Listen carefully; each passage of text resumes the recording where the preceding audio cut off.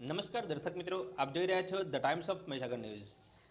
કડાણા ગામે ઇષ્ટદેવ શ્રી એકલિંગજી મહાદેવે 20મા પાટોત્સવની ઉજવણી.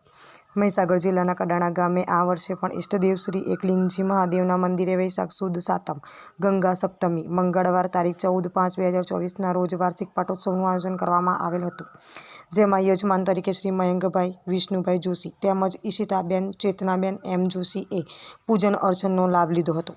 પાટોત્સવ દરમિયાન ગામમાંથી બ્રહ્મ સમાજના અનેક વડીલો, યુવા વર્ગ તેમજ બાળકોએ મોટી સંખ્યામાં લાભ લીધો હતો. કાર્યક્રમના અંતે મહાઆરતી તેમજ પ્રસાદીનું આયોજન કરવામાં આવેલ હતું. શાસ્ત્રી શ્રી બુધરેશભાઈ ચંદ્રકાંતભાઈ રાવલ તેમજ અન્ય વિદ્વાન પંડિતો દ્વારા પાટોત્સવનું કાર્ય સંપન્ન કરવામાં આવેલ હતું.